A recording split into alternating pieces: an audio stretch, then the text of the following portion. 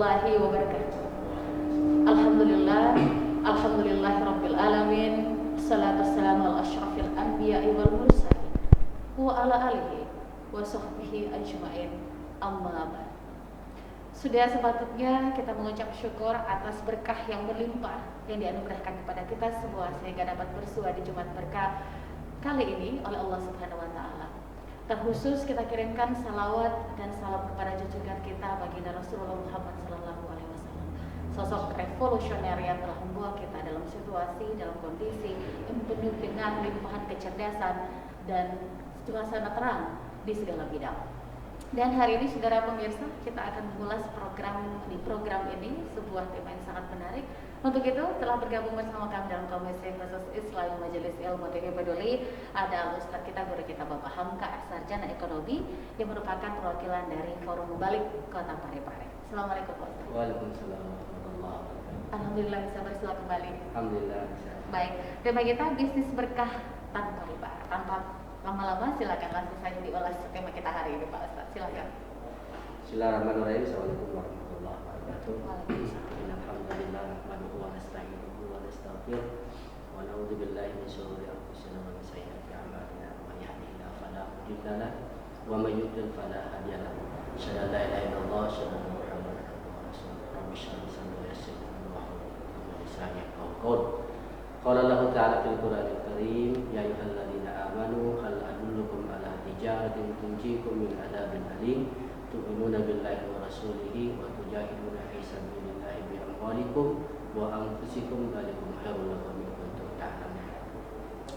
Fa idza qudiyatis salatu fantashiru fil ard wa batagu min fadlillah wa dzkurullaha katsiran la'allakum tuflihun. Sadaqallah. Para pemirsa yang dirahmati oleh Allah Subhanahu wa taala, kembali saya mengajak dari saya pribadi dan kepada kita semua, mari kita senantiasa menjadikan rasa syukur dan pujian kita kehadirat Allah Subhanahu wa taala. Pada pagi hari ini menjelang siang Jumatan, alhamdulillah kita diberikan keberkahan oleh Allah Subhanahu wa taala. Kita diberikan kesehatan, umur panjang serta kesempatan yang sangat mulia pada pagi hari ini. Salaman wa tasliman ala Nabi Muhammad sallallahu alaihi wasallam. Nabi insyaallah akan menjadi suri tauladan yang baik kepada kita.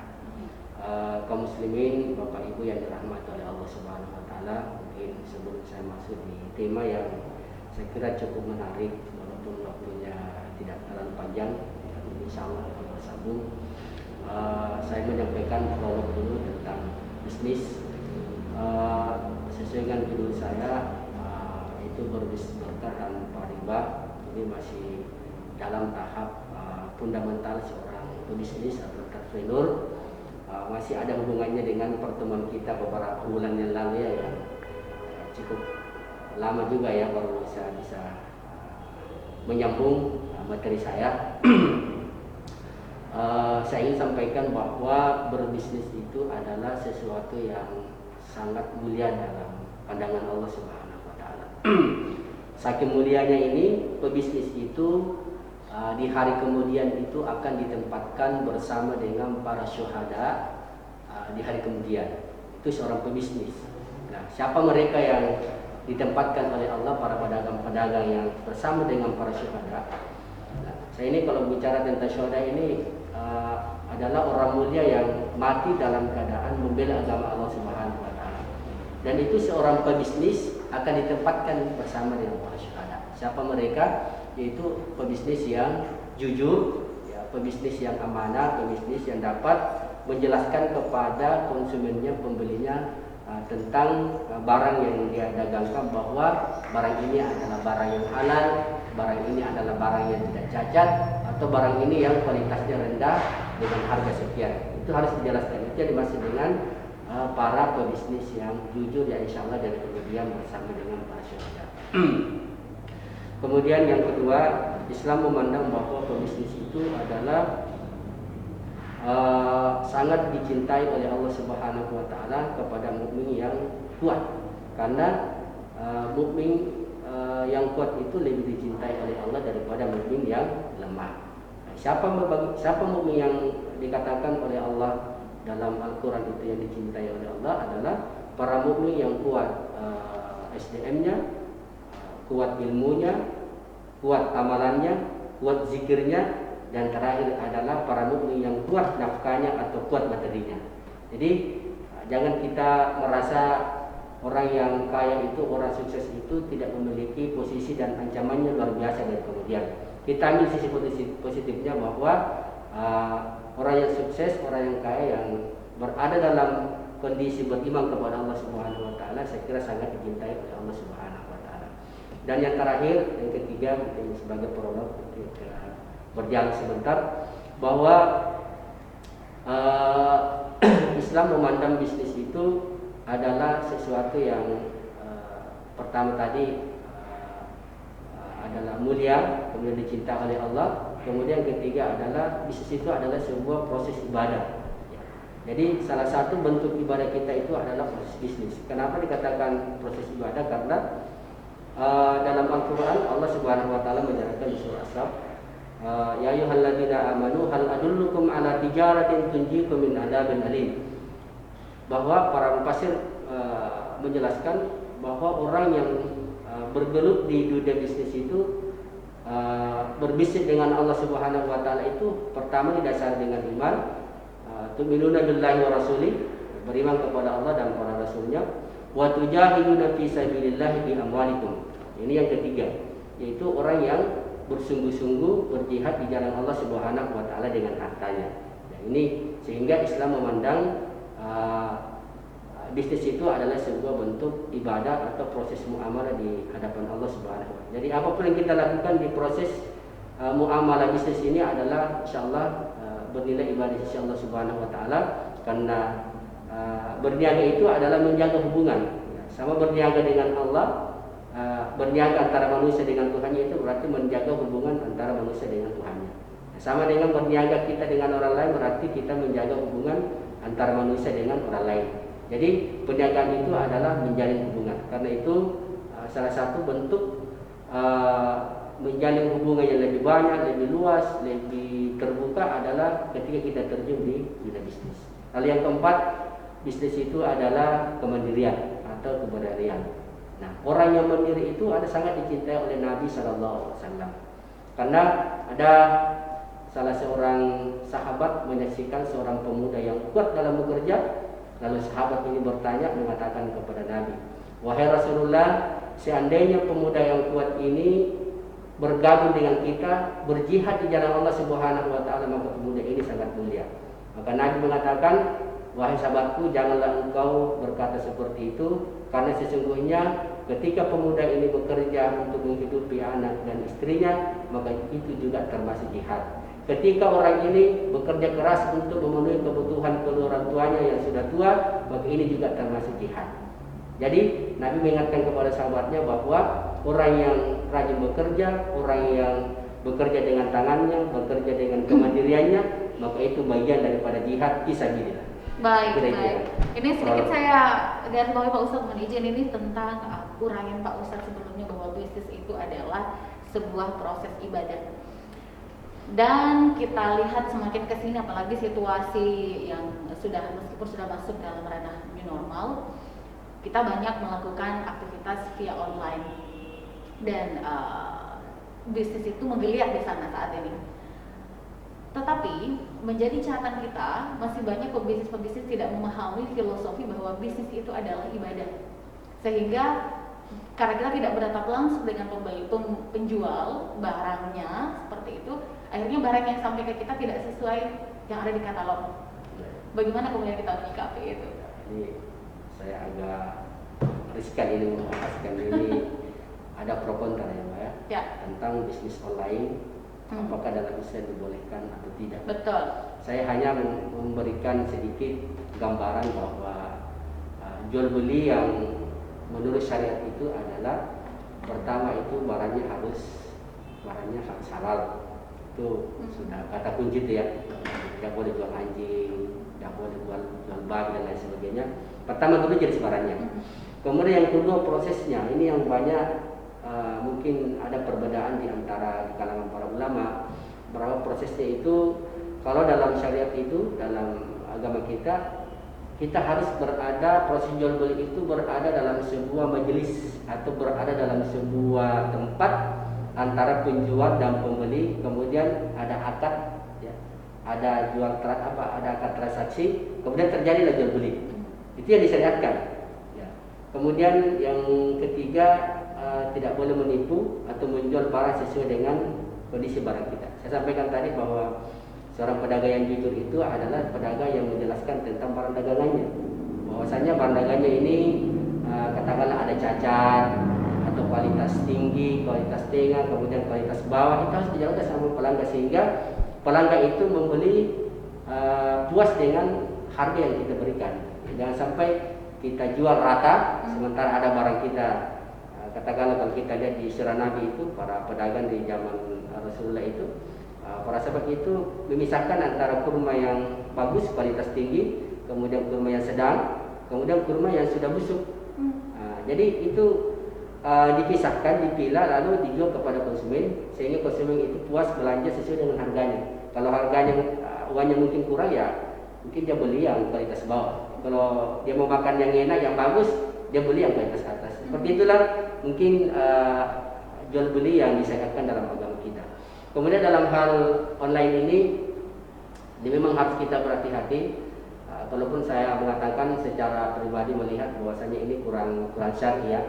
Walaupun saya juga sering seperti itu, walaupun teman bilang, Ustaz boleh kalau COD.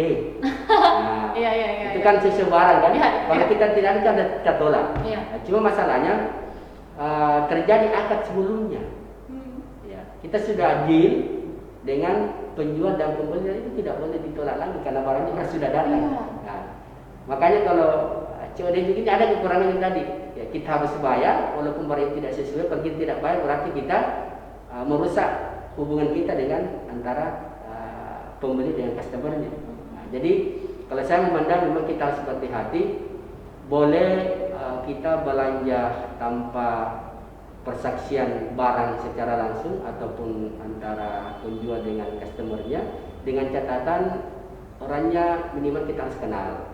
Ya, kita lihat profilnya dulu seperti apa, kemudian mungkin ada lembaga penjualannya yang resmi seperti di Lazada, di apa gitu yang ada di internet. Ya carilah yang resmi seperti itu karena di situ ada perlindungan konsumen. Kalau misalnya terjadi sesuatu itu bisa dikomplain lah ceritanya. Ya. Tapi kalau kita beli sembarangan di akun abal-abal itu ditakutkan terjadi penipuan atau dalam istilah Islam itu terjadi transaksi jual beli yang goral. Ya. Terjadi transaksi jual beli yang tipu-tipu istilahnya kalau istilah orang sini ya. Kemudian terjadi transaksi jual beli yang tidak jelas. Ini yang kita takutkan sehingga apa yang kita dagangkan itu, apa yang kita beli itu tidak berkah karena prosesnya yang tidak syar'i. Ya, jadi mungkin barangnya halal tapi prosesnya yang tidak syar'i. Kemudian yang ketiga adalah mungkin akadnya yang tidak jelas. Mungkin kalau kita klaim barangnya orang terjadi dua akad, sementara dalam agama kita itu tidak boleh melihat, tidak boleh bertransaksi dengan dua akad atau perjanjian antara konsumen dengan penjual. Saya kira itu mungkin perlu kita hati-hati dalam menjual atau berbelanja online karena ada dua kemungkinan. Ya, pertama adalah kalau bukan penjualnya yang kecewa karena kita tidak jadi ambil barangnya. Yang kedua adalah pembeli yang kecewa karena tidak sesuai dengan pesanan, tidak sesuai dengan seperti Mbak kata dia bilang, tidak sesuai dengan katalog. Ini yang banyak terjadi ya. Dan itulah kalau saya ya usahakan bagi teman-teman yang berada di dunia bisnis online ini ya, tolonglah kita jujur kepada pembeli, kepada orang dan tidak apa-apa ditanyakan berulang-ulang apakah barangnya ini sudah cocok, kirimkan gambar, spesifikasinya jelas, harganya jelas, nilainya jelas sehingga terjadi akad yang pas dan tidak dibuat akad dua kali. Oke, baik. Nah, ini sebelum kita jeda, saya sedikit melirik ada buku yang Pak Ustadz bawa. Saya kalau buku saya langsung jatuh hati ketika melihat seperti itu ya. Ini judulnya juga sangat fenomenal sekali menurut saya seputar 88 strategi bisnis ala Rasulullah yang tak pernah rugi. Ini kayak seperti apa ya? angin surga. Ini seputar semua orang tidak mau rugi, gitu kan? Nah, tapi bagaimana proses mekanisme strategi Rasulullah dalam buku tersebut? Sedikit diulas, Pak Ustaz, silakan. Ya, mungkin saya belum selesaikan juga baca, kan ini baru sekitar sinopsisnya saja. sekitar 4 pekan, tidak ada waktu untuk baca. Baik. Jadi buku ini sudah lama saya pesan dan saya lihat banyak di Mbak Ika tuh, di Ustadz Hidayah. Betul, ya. Ada sudah iklan juga dengan buku ini, kemudian Ustaz Somad juga sudah iklan, makanya saya tertarik. Ternyata saya baca ya, ini penulisnya sederhana, kemudian konten dan isinya ini sangat, saya lihat ya, sangat luar biasa, karena dia mengupas tentang bisnis sesuai dengan syariat. Kemudian seorang pebisnis itu harus memiliki mindset visi yang kuat dan besar untuk ke depan. Jadi pebisnis itu kalau saya lihat di sini tidak hanya memikirkan dirinya, tidak hanya memikirkan keluarganya, tidak hanya memikirkan perusahaannya, tapi seorang pebisnis itu memikirkan secara umum, secara luas, bahwasanya khairun nas anfa'un linnas. Jadi seorang pebisnis yang sukses itu adalah ketika dia bisa sukses bersama dengan orang lain, tidak dengan sukses dengan dirinya sendiri. Akhirnya itu intinya. Kemudian ada teknik-teknik dalam berdagang di sini, bahwasanya Rasulullah itu mengajarkan ya, ternyata sales promosi itu sudah ada pada zaman Nabi ya. Saya ketemukan di salah satu bab di sini bahwa ini menarik ya. Ada seorang pedagang penjual yang badannya besar, jangkung ya, tinggi. Kemudian dia menjual pakaian yang pendek. Artinya pakaian tidak sesuai dengan penjualnya lah. Jauh lebih jangkung penjualnya daripada pakaian dia jual. Pada saat itu lewat Rasulullah, kemudian sahabat ini ditegur, wahai si fulan, saya lihat kamu ini jangkung tinggi besar, sebaiknya engkau duduk menjual pakaianmu supaya serasi dengan apa yang kamu jual. Ini sales promosi ini ternyata Rasulullah sudah ada ya, tentang bagaimana cara menjual kepada orang, bagaimana orang lain itu tertarik dengan jualan kita. Trik marketing. Ya, trik marketing itu sudah ada sejak ya. Ya. Dan masih banyak saya lihat. Saya belum bisa baca selesaikan tamatkan buku ini. Insyaallah pertemuan berikutnya saya bisa bedah bukunya ini tentang strategi Rasulullah berbisnis dan tanpa rugi. Dan memang saya simpulkan bahwa ketika kita berbisnis memang tidak ada yang rugi ya. Karena kalaupun kita rugi dalam sebuah materi, kita untung dalam proses muamalahnya. Karena kita menjalin silaturahmi, hubungan dengan orang lain, membantu orang lain dengan jualan yang kita jual. Katakan kita jual bahan makanan pokok, itu kan membuat orang hidup, kemudian terhidupilah keluarga dan sebagainya. Minimal kita berpahala di situ. Dalam materi kita mungkin hitung-hitungannya, income-nya itu katakanlah nihil atau profitnya tidak ada, tapi kita sudah berpahala. Itu yang dimaksud bahwasanya berdagang ala Rasul itu tidak pernah rugi, ya, karena tidak bukan hanya melihat profit income yang kita dapat, tapi dari prosesnya itu kita sudah berpahala. Istilahnya bukan profit oriented ya, seperti itu ya. Betul. Tapi sebelum jeda gimana tadi dengan penjual baju si fulan? Maka si fulan ini sahabat Rasulullah ini duduk kemudian menjual sambil memanggil para konsumennya. Akhirnya banyak orang yang datang ya, karena melihat pakaian-pakaian dia jual itu diangkat kemudian sesuai lah.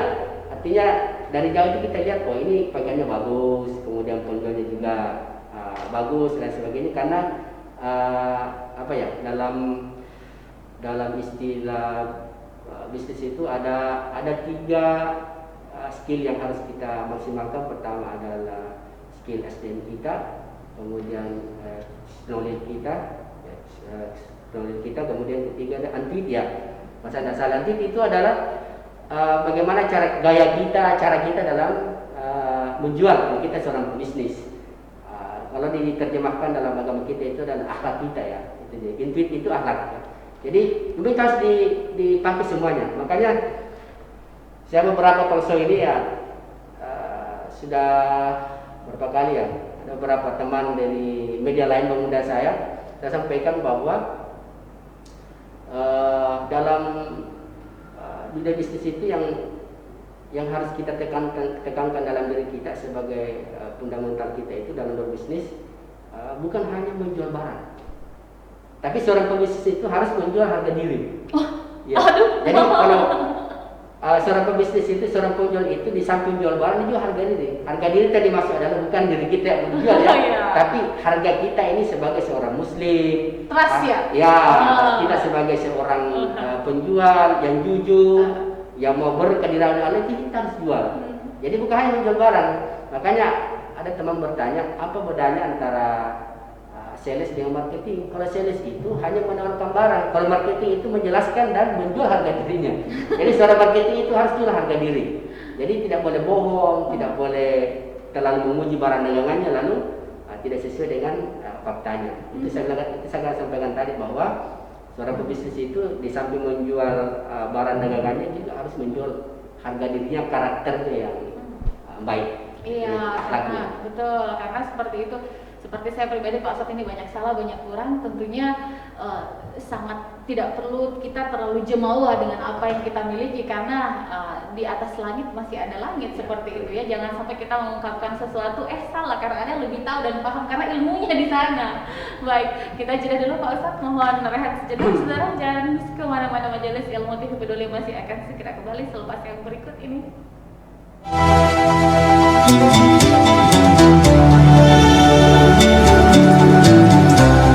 Bismillahirrahmanirrahim. Assalamualaikum warahmatullahi wabarakatuh.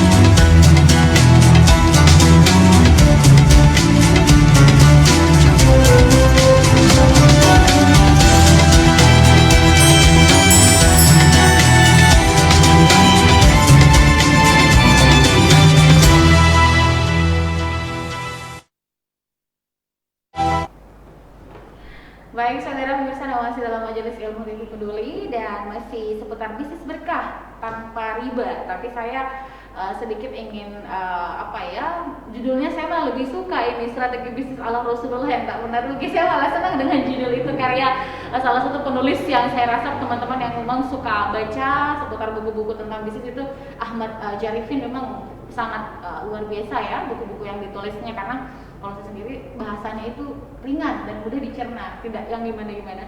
Baik, nah ini selanjutnya Pak Ustadz, salah satu yang menjadi anak-anak milenial saat ini, saya sebenarnya salut sekali karena sudah banyak yang sudah berani masuk di dalam dunia entrepreneur. Tapi mohon sedikit pencerahan karena tidak sedikit orang tua menganggap bahwa anaknya nanti punya pekerjaan kalau dia menjadi orang di belakang meja, kan gitu. Jangan gitu, masa depannya tidak jelas, apa perlu ini perlu apa. Ini mindset kita orang timur ya, bahwa nanti dikatakan bekerja kalau dia setelan lengkap kan gitu, dia pegawai, dia apa. Mohon pencerahan kepada pemirsa di rumah. Jadi saya kira aktivitas atau pekerjaan itu ya memang karena kita di orang timur ya, atau di Indonesia pada umumnya melihat bahwa pekerjaan itu adalah melihat mungkin gaya dan stylenya sehari-hari. Nanti dikatakan dia bekerja kalau dia punya bagian rapi, kemudian pakai dasi, apalagi kalau pakai dinas, sehingga dia dikatakan orang ini sudah sukses, sudah bekerja karena sudah berstatus karyawan, kepala kantor, pegawai dan lain sebagainya. Padahal saya melihat bahwa pekerjaan itu, saya sampaikan dari awal bahwa pekerjaan itu saya kira semuanya mulia ya, tetap dipandang oleh Allah Subhanahu Wa Taala dalam agama kita. Saya tidak melihat daripada sisi apa kita seorang pegawai atau karyawan, kepala kantor dan lain sebagainya. Ya, kita harus melihat bahwa saya sampaikan dari awal bahwa bekerja itu adalah sebuah ibadah. Jadi apapun profesi kita, baik jasa maupun dagang, terjun langsung, entrepreneur, pebisnis, ya, saya kira tetap sama di hadapan Allah Subhanahu Wa Taala. Dan saya kira tadi disampaikan Mbak Ika bahwa kalau di zaman milenial ini sudah banyak anak muda yang tertarik di dalam dunia entrepreneur, kemudian mereka sudah terjun, sudah mulai mencoba-coba, dan alhamdulillah saya lihat, saya baca banyak mahasiswa yang sudah punya outlet yang lebih dari 3, 4, banyak sekedar jual minuman, jual buku dan lain sebagainya. Alhamdulillah itu sudah saya lihat sudah banyak dan sudah mulai digaungkan oleh para aktivis baik di kampus maupun di yang sudah selesai. Saya patut jempol kalau ada anak muda yang berani di dunia, terjun di dunia bisnis. Kenapa saya katakan bahwa orang yang terjun di dunia bisnis itu adalah orang yang pemberani, orang yang petarung berani, ya? petarung. Karena jumlah kapasitas orang yang terjun di dunia ini adalah cukup banyak, dan memang Nabi dan Allah memberikan ruang, peluang yang paling banyak itu dalam kesuksesan, mendapat kesuksesan dari dunia bisnis. Saya kira hadisnya sudah umum bahwa dari 99 dari bisnis 99 itu pintu rezeki itu ada di perdagangan. Itu artinya apa? Di sinilah orang paling banyak terjun dan paling banyak berkompetisi. Makanya kalau ada anak-anak yang berani terjun di bisnis, berarti dia petarung yang berani berkompetisi dengan banyak orang. Itulah sehingga kenapa Allah Subhanahu Wa Taala menempatkan bisnis ini adalah salah satu ruang yang paling terbanyak, kapasitas terbanyak dalam menjemput rezeki Allah Subhanahu Wa Taala. Karena ini adalah bentuk karunia Allah yang siapkan jauh sebelum dunia ini diciptakan oleh Allah. Jadi yang 1% ini adalah pegawai, polisi, tentara, dan lain-lain.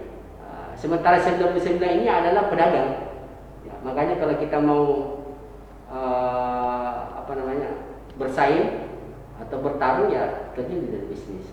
Kalau mungkin kita jadi pegawai, mungkin saingan kita mungkin cuma 20 orang dalam ruang kita. Mungkin ada pimpinan kita, kepala kantor kita, bos kita, paling tidak seberapa. Tapi kalau kita terjun di dunia bisnis, ya kita akan ketemu dengan orang besar, kita ketemu dengan para pebisnis yang miliarder dan lain sebagainya. Disitulah tantangannya untuk kita lebih termotivasi dan lebih giat, kemudian lebih maju lagi. Jadi ruang untuk mencapai kesuksesan itu adalah ada di bisnis. Dan saya sangat bersyukur kalau sudah banyak orang yang terjun, banyak ingin coba dalam dunia bisnis. Karena ini juga mungkin perlu kita hilangkan sekat mindset kita yang perlu diluruskan ketika kita belajar dulu di bangku kuliah ingin bercita-cita jadi pegawai. Saya ingin sampaikan bahwa mau bercita-cita jadi pegawai, mau jadi polisi, mau jadi tentara, saya kira sah-sah dan boleh-boleh saja. Tapi perlu kita pikirkan bahwa ketika kita berani terjun di dunia kemandirian atau di dunia bisnis, maka berarti kita berani berazam untuk berguna dan sukses, kemudian bisa berbagi lebih banyak kepada orang lain. Ya, mungkin kalau kita jadi kepala kantor, mungkin cuma kita dan keluarga kita yang sukses, yang enak. Tapi kalau kita jadi kepala perusahaan, saya tidak bisa bayangkan berapa karyawan yang bisa kita pekerjakan. Ya, mungkin termasuk contoh pribadi saya juga dulu pernah cita-cita jadi pegawai karena bapak saya juga pegawai PNS waktu itu, almarhum. Saya juga mau jadi guru seperti bapak saya, tapi ternyata saya ditakdirkan untuk jadi penjual, pedagang, ya, jadi pebisnis. Ya, mungkin waktu itu seandainya mungkin saya jadi pegawai, mungkin saya dengan style saya, pakaian saya mungkin jadi pakai baju pegawai dan sebagainya, mungkin saya bisa bergaya, bisa sama dengan orang lain. Tapi saya tidak bisa bayangkan pekerja saya sekarang sudah ada 8 orang, mungkin saya tidak tahu di mana mereka untuk Allah titipkan rezekinya. Mereka sudah berjodoh dengan 8 orang itu. Ya, mungkin Allah sudah jodohkan dengan itu. Ya, mungkin insya Allah lebih banyak lagi kan. Kenapa? Karena bisnis itu, saya kembali ke ke judul kita, bisnis berkah itu adalah bisnis yang selalu bertambah dan berkembang. Jadi pengertian berkah itu bertambah dan berkembang.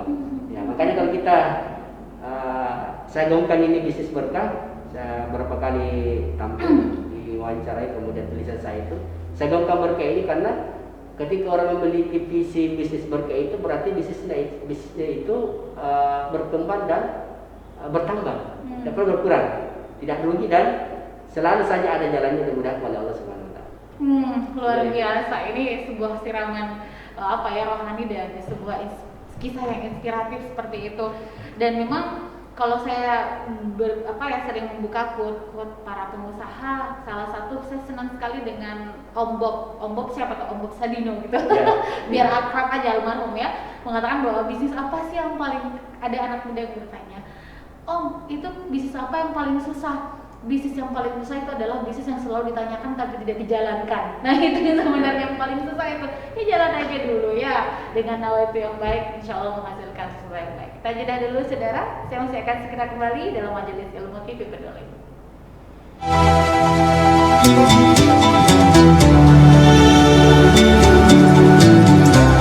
Bismillahirrahmanirrahim. Assalamualaikum warahmatullahi wabarakatuh.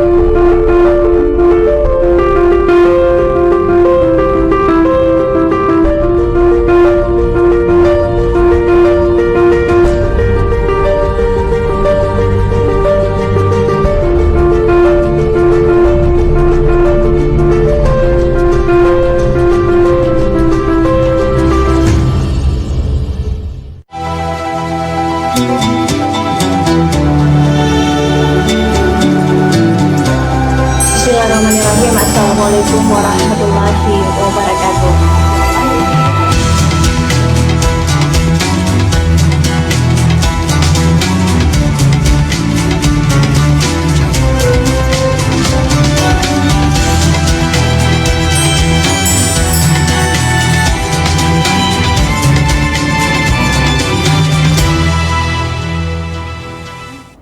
Baik, saudara pemirsa rahimakumullah, ada masih di channel 8 TV Peduli, masih di Majelis Ilmu Diskominfo Parepare untuk program Komisi Khusus Islami. Baik Pak Ustadz, ini bisnis berkah tanpa riba. Salah satu sekarang yang menjadi catatan kita adalah kata riba itu. Kan kadang-kadang orang mikir, saya tidak bisa memulai kalau saya tidak ngutang dulu, kan gitu ya. Saya pikir, wow seperti tidak, kita tidak bisa meningkat kalau kita tidak ambil kredit. Itu gimana Pak? Mohon pencerahan bagi termasuk saya. Kita semua silakan. Ya. Berbicara masalah bisnis itu tidak bisa dipisahkan dengan modal ya atau permodalan. Jadi salah satu faktor bisnis itu jadi sukses karena ada modal, tidak bisa dipungkiri. Cuma dalam berbisnis kita jangan terpaku atau memposisikan dalam bisnis kita itu modal itu berada pada angka poin pertama. Itu tidak boleh. Karena kalau saya lihat ya berapa banyak orang yang punya modal, kalau kita mau posisikan poin di pertama permodalan itu bisa sukses atau jalan, banyak orang punya modal, uang banyak tapi bisnisnya gagal. Berarti bukan karena modal.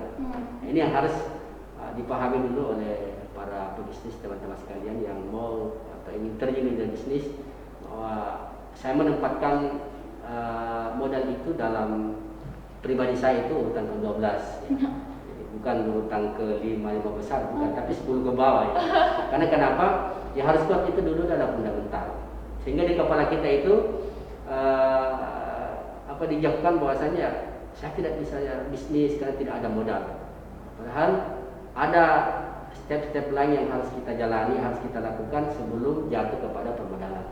Buktinya banyak orang yang membangun bisnis juga dari nol. Itu kan nol kan tidak ada modal. Kan sering kita baca kan, pebisnis dari nol jadi sukses. Dari tidak ada menjadi ada. Zero to hero. Jadi seperti itulah. Jadi di bisnis itu ya sama. Kalau kita lihat Abdurrahman bin Auf itu sahabat Rasulullah yang kaya raya. Kita baca bukunya itu, si tangan emas, apapun yang dia lakukan itu selalu saja jadi. Memang sudah didoakan oleh Nabi, kemudian sudah dirahmati oleh Allah untuk menjadi orang kaya, mendampingi dan menjadi pemodal dakwah Rasulullah SAW berarti itu. Kalau kita lihat sejarah Abdurrahman bin Auf itu dulunya itu dia jadi karyawan, kemudian jadi penjual jasa. Dia jual kuda, unta, tanpa income yang margin income yang jelas, tanpa profit yang jelas, tidak ada. Pokoknya dia belikan kudanya 1 juta, dia jual 1 juta. Jadi tidak ada untung. Tapi dia menjual aksesoris peperangan, aksesoris kuda, tunggangan kuda, alasnya, kakinya, peralatannya itu dia jual, sehingga dia untung di situ. Jadi sering orang katakan ya, menjual ala Nabi kita tidak bisa, karena Nabi itu menjual tidak ada untung. Siapa bilang tidak ada untung? Iya. Mereka tidak tahu sejarahnya bagaimana mengkombinasikan jualan antara jualan pokok dengan aksesoris lah, dengan jasanya, dengan apanya lah. Dia semua jual satu, dia komplit dengan itu, sehingga kelihatan kudanya tidak ada kelebihan dari modalnya, tidak ada profitnya, tapi di aksesoris ada. Di jasanya ada, karena dipasang oleh semua itu dibayar. Cerdas sekali. Jadi itu baru sedikit kupasan dari banyak sahabat Nabi yang menjual itu tanpa modal. Jadi saya sampaikan kepada teman-teman adik-adik yang mau terjun di usaha, jangan karena modal lalu kita tidak berani maju. Ya, coba kuatkan dulu azam kita. Jadi pondasi pertama itu adalah niat, azam, kebawaan yang kuat, kemudian salah istihara, minta kepada Allah untuk bisnis kita ini ya karena Allah, kemudian untuk berbagi kepada orang lain ya, terutama untuk ya waktu jahiluna fi sabilillah bi amwalikum, kita keluarkan di jalan Allah melalui sedekah dan lain sebagainya. Ini saya masuk di potongan kalimat yang terakhir ya, jadi bisnis berkah tanpa riba. Iya. Jadi kayaknya membahas riba juga ini adalah arti yang membahas ini orang yang berkompeten di bidangnya. Saya tidak berkompeten bidangnya, tapi saya adalah pelaku. Saya adalah seseorang yang mau belajar, dan beberapa buku saya dapatkan memang bisnis itu yang karena utang itu tidak berkah. Itu saya bisa simpulkan kenapa, karena utang itu memang tidak dilarang dalam agama kita berutang, tapi dalam hal kebutuhan pokok saja atau dalam hal-hal yang sangat urgen itu kita dibolehkan untuk berutang. Tapi dalam dunia bisnis tak satu pun proses muamalah zamannya Nabi, zamannya sahabat itu saya temukan ada diawali dengan utang. Diawali dengan utang, tidak ada. Jangan itu kalau kita kelaparan kita bisa utang. Nabi suatu ketika pernah perang besar, perang Uhud. Beliau tidak punya bekal, dia simpan baju perangnya, ya, baju besinya itu dijadikan sebagai agunan kepada seorang Quraisy, kemudian dikasihlah perbekalan makanan untuk berperang. Tapi Rasulullah punya agunan, ya, punya jaminan. Ini bagi saya titip, kemudian diambillah, maka itu dipinjam. Setelah pulang dari perang, maka ditebuslah makanan itu, kemudian Rasulullah mengambil jaminan. Itu tidak dibolehkan dalam hal yang urgen seperti itu. Kemudian ada juga salah kisah seorang sahabat yang kelaparan tidak bisa makan, dia pinjam kepada tetangganya seperti itu. Itu dibolehkan. Tapi dalam hal bisnis, utang-utang itu saya baca dalam buku muamalah bisnis, ya, baik di karangan yang sudah populer maupun yang buku-buku yang kita bisa baca. Itu disimpulkan bahwa berutang dalam hal dagangan itu ada yang dibolehkan, ada yang diharamkan. Yang dibolehkan itu adalah hutang piutang yang tidak mendatangkan manfaat. Maksudnya tidak menghasilkan karena itu hutang kita. Misalnya gini, saya kasih pinjam uang 1 juta, kembali 1 juta 100. Itu kan bermanfaat dari hutang kita, ya kan? Saya kasih barang, katakanlah pinjam buku, karena kebetulan usahanya adalah penjual buku. Saya kasih buku 1 harganya 10.000, tapi karena Anda utang kembali 11.000. Itu semua tidak dibolehkan. Jadi boleh kita mengutang, ada proses utang-utang dalam dagangan kita, dalam bisnis kita, tapi tidak boleh mendatangkan asas manfaat karena utang-utang kita. Ya, jadi kalau 1.000 kita jual ke muka, 1.000 juga kita harus kembali. Ya. Jadi karena kelebihan itu dimaksud dalam kaidah kullu qardin naf'an fa huwa riba. Jadi setiap pinjaman yang mendatangkan asas manfaat, keuntungan, bahwa riba tergolong riba. Jadi hati-hati kalau kita utang kemudian mendatangkan manfaat, itu riba. Pernah mungkin saya jelaskan dulu, sekiranya ada orang yang pinjam kita punya ember, ya, untuk dia pakai ambil air di sungai, lalu kita sampaikan kepada orang peminjam ember kita, kalau kita kembalikan ini ember, isi air, buahkan saya air. Maka air yang ada dalam ember itu adalah riba, karena dia mendatangkan manfaat dari ember yang dia pinjamkan. Oh, sama ini kan kemarin ini gak menggelitik nih Pak Ustadz, kan lagi viral nih. Gas agak sedikit langka beberapa hari kemarin ya, agak sulit ini ditemukan. Akhirnya ada orang yang meminjam tabung gas kosong di tetangganya. Kembali ada isinya. Ada isinya. Ini sudah jelas riba ini. Karena pinjaman yang mendatangkan asas atau keuntungan itu tidak boleh.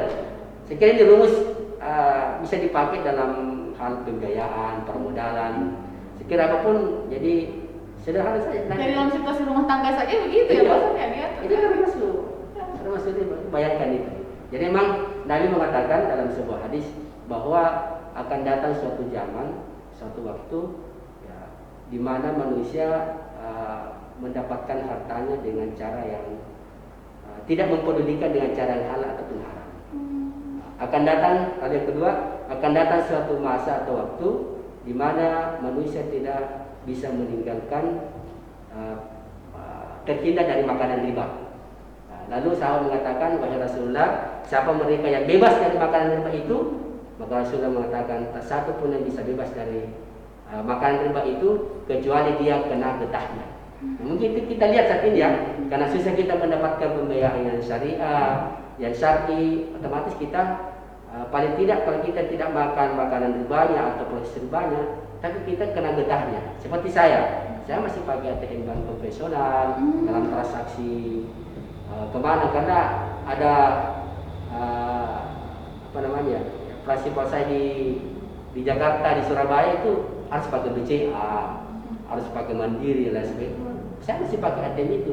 Ya, walaupun saya tidak simpan ya, cukup hanya lewat saja uang, saya itu dihilangkan, saya ambil kembali, nanti ada lagi barang yang mau dibayar baru saya pakai itu. Jadi saya hanya sekedar fasilitas saja, dan kemungkinan itu adalah getah-getahnya yang kena saya. Walaupun secara permodalan, secara kredit ya alhamdulillah saya sudah tidak ada lagi, malah dengan terakhir itu kurang lebih 8 tahun lah saya tinggalkan. Terakhir 2012 ya saya terakses dengan bank, dan alhamdulillah dengan tidak adanya saya katakan ya tidak bercampur baur antara riba dengan dalam proses bisnis saya, alhamdulillah tambah berkah dan berkembang.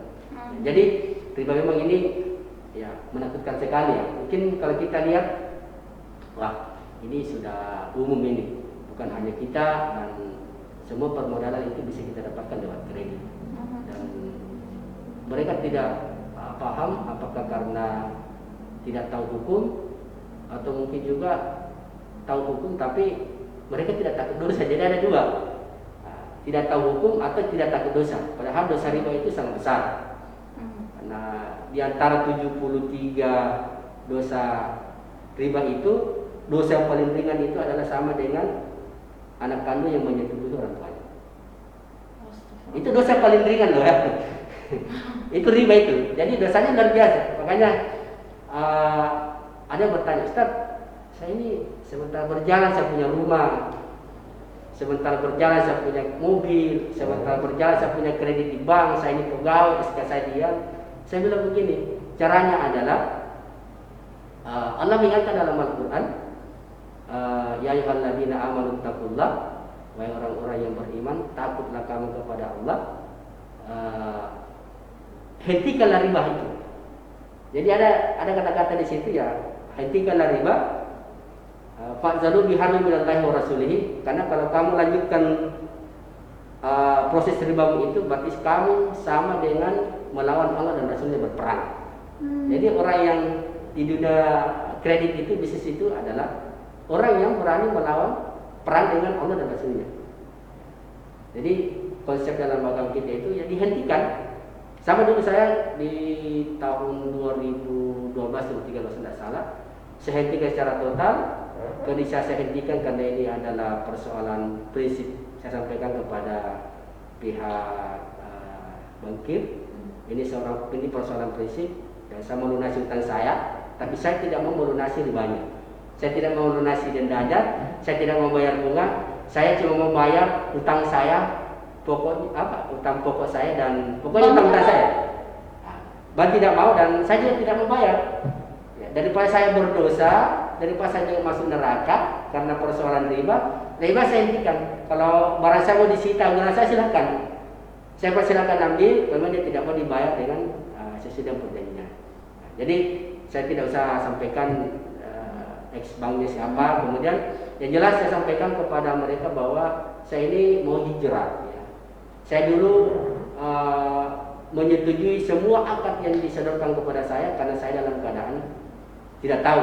Walaupun saya dulu sebenarnya tahu, tapi itu tadi tidak peduli dengan dosanya. Ya, yang saya pikirkan itu adalah permodalannya. Padahal itu adalah dosa besar. Yang akhirnya terjadi nego, terjadi komunikasi setiap bulan ini Pak. Akhirnya mereka mau dilunasi dengan pokoknya tanpa bayar bunga, tanpa bayar denda dan sebagainya. Alhamdulillah sudah lunas. Dan ada jalannya Pak. Jadi jangan berpikir wah ini sedang berjalan. Ya, coba kita bernegosiasi daripada kita jalan terus, hidup kita tidak berkah, sakit-sakitan keluarga kita dididik orang, dagang kita ada yang tidak dibayar orang, dibawa lain dan sebagainya. Itu semua adalah sebabnya karena mungkin ada sebuah proses yang salah dalam bisnis kita. Itu harus kita sadari. Sehingga terutama riba ini jangan sekali-kali menyentuh bisnis atau usaha kita, karena bisa selain mencederai bisnis kita juga menjadikan generasi kita itu menjadi mungkin tidak saleh, tidak taat, atau jadi tidak diharapkan dari generasi kita. Baik. Dan ada makanan yang tidak halal masuk ke dalam perut. Baik. Ya, ini sebuah pencerahan. Tapi saya kira setelah ini mungkin akan ada yang konsultasi. Tadi Pak Ustadz gimana nih Bani? Tinggal apa namanya? Pokoknya saya nggak bakal nanti saya yakin pasti akan ada yang bertanya-tanya gitu ya. Tapi nanti akan ada kesempatan berikutnya lagi, nanti kita akan bersama dengan Pak Ustadz, luar biasa ilmunya. Bagaimana kita mendapatkan pencerahan, mengarrange persoalan ekonomi secara syariah. Dan yang pasti saya suka sekali temanya hari ini, bagaimana kemudian kita bisa berbisnis, menjadi sales promotion, menjadi marketing yang baik di jalan Allah seperti itu. Terima kasih sekali lagi Pak Ustadz. Saudara, sampai di sini kebersamaan kita dalam majelis ilmu TV Peduli hari ini. Insya Allah berkah apa yang kami ungkapkan, apa yang kami share, dan apa yang kita kerjakan senantiasa kembali berberkah bagi kehidupan kita. Yang pasti mudah-mudahan mari kita mulai berhijrah, kata Pak Ustadz, memulai segalanya tanpa riba. Saya pamit. Wassalamualaikum warahmatullahi wabarakatuh dan selamat menikmati akhir pekan bersama keluarga.